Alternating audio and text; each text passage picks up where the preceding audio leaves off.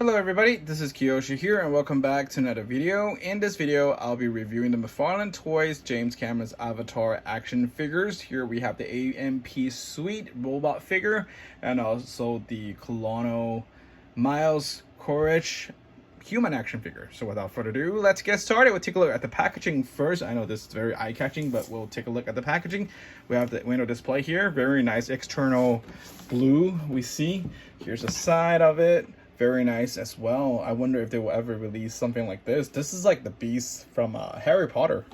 Anyways, in here we have the back. Both have 22 points of articulation. Here is definitely the bigger size. These are all in the 3.75 inch scale.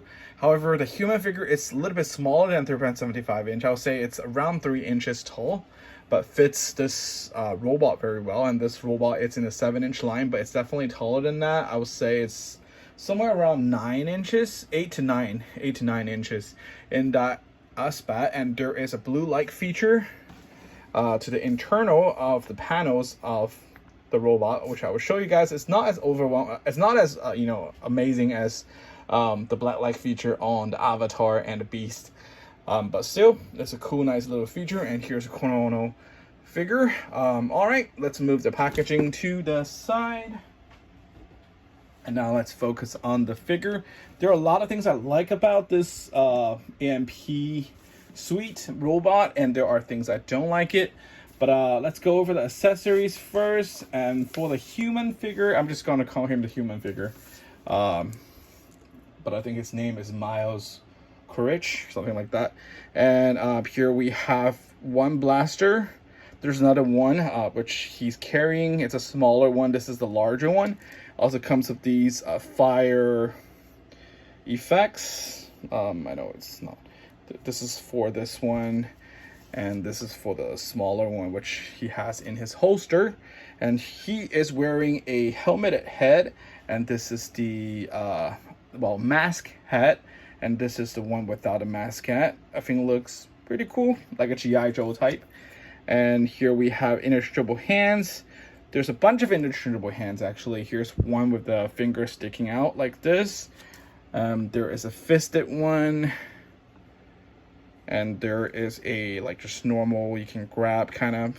Also comes with a mug. Interesting choice here. I remember in some of the scenes he was enjoying coffee or tea in on the planet of Pandora in his office or something. But it's interesting, but it's an empty one. Cool. And in terms of the extra accessories for the AMP Suite, we have an interchangeable hand. This hand is used for the knife cutting. And they also have the one with just a relaxed open palm kind of hand. There's no fisted hands, which is interesting. Anyways, okay, and here we have the AMP Suite. First of all, let's go over the details here. They have a lot of detail, like I mentioned. I'm not sure if I mentioned it, but this reminded me a lot of the Pacific Rim figures, which I love from the NECA era, and those figures are super expensive right now. Here we have the aging effect here. This is unit number 11. Here we have the knife, which is removable, which is cool. This hand is used for holding the knife. So you can swap it, and here I have him put it on the relaxed hand here. Now, of course, Agent Colonel is inside. This thing is openable. You can open it up to reveal the internal and also take the Agent Colonel out. And here is the inside. Basically, he just stands in here, or any of the figures in a 3.75 inch line. I think it will be able to fit. Just not those very tall 3.75 inch, but the smaller ones, or the average size one. Here's the internal panel. These blue that you see here, these are attracted to blue light. I'll try to show you guys. It's not like overwhelming or amazing or anything, but they do have like a blue light feature, as you can see. It's not very vivid, but you get that idea. These 3 blue panels plus the screen has that feature, which is better than none, I think. Yep, and here is the back. There's no wash to the back. Oh, a little bit, not like a lot going on, but still very nice robotic machinery, I would say. I do like it. It has a good weight to it too.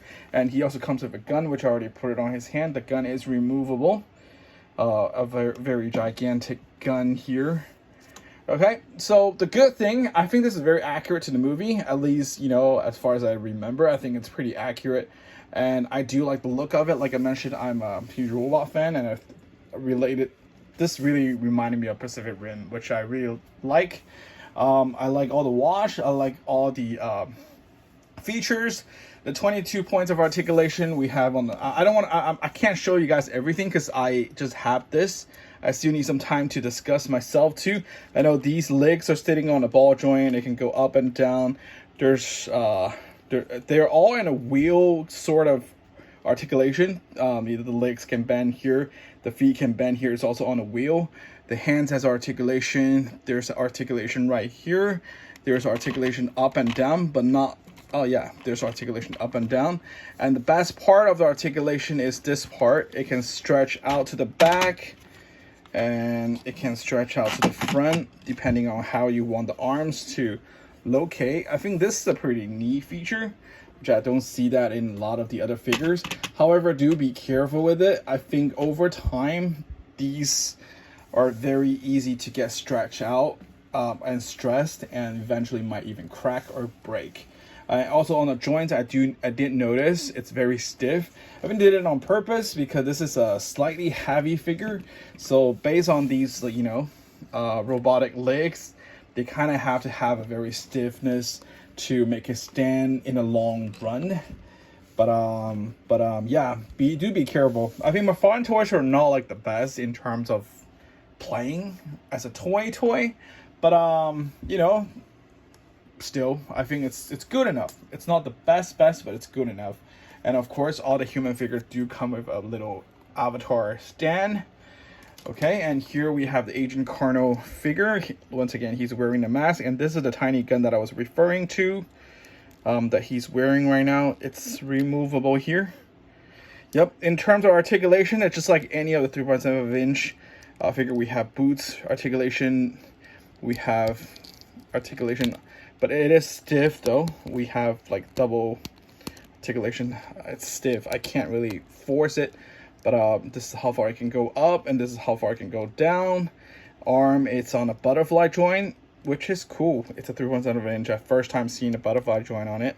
Double hinge elbows, and a full articulation on arms, which I just lost. This thing, it's a little bit to the loose side though, but still, I don't have much nitpick on these tiny human figures, you know, because they're so tiny.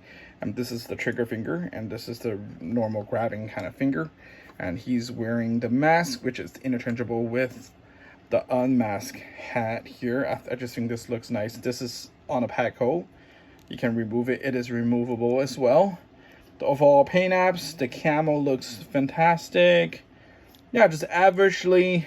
I think this, once again, I really don't have any nitpick on these tiny small figures. You know, I think they've done a great job for this size.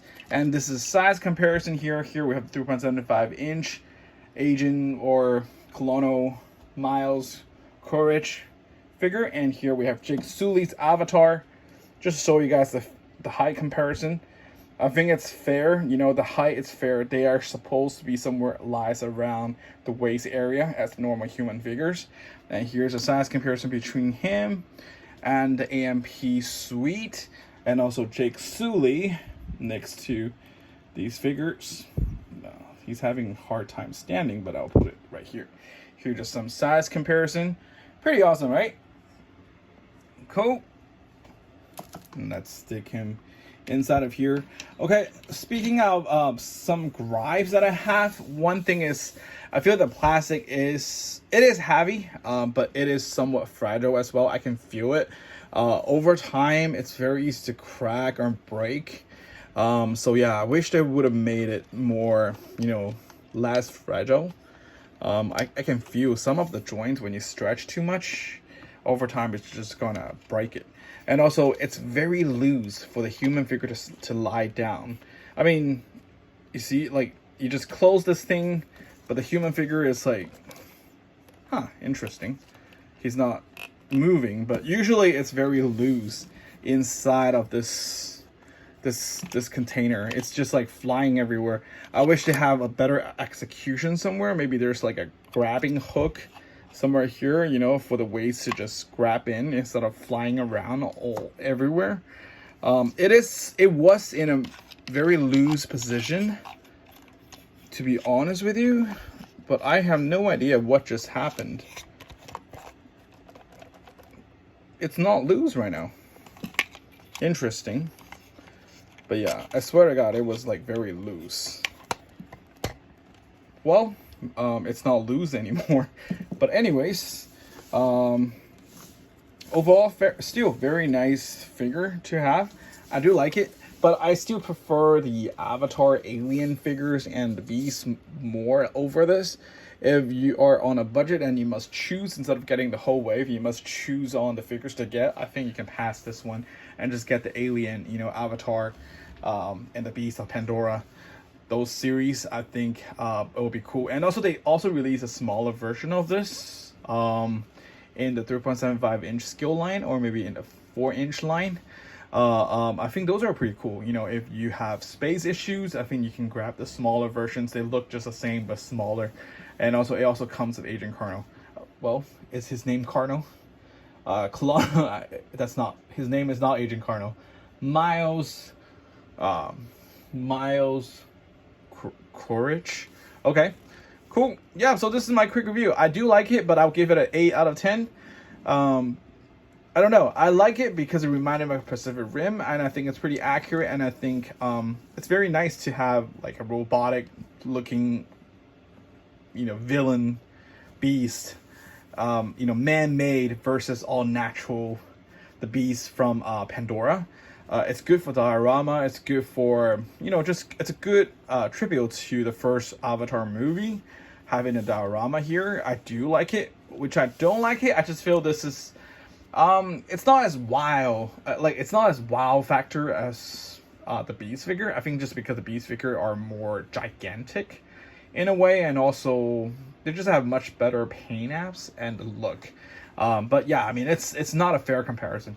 It's all, you know, design and all that, but still, here just to give you guys some reference, if you guys are interested for the figure. This is some of the pros and cons that I discovered.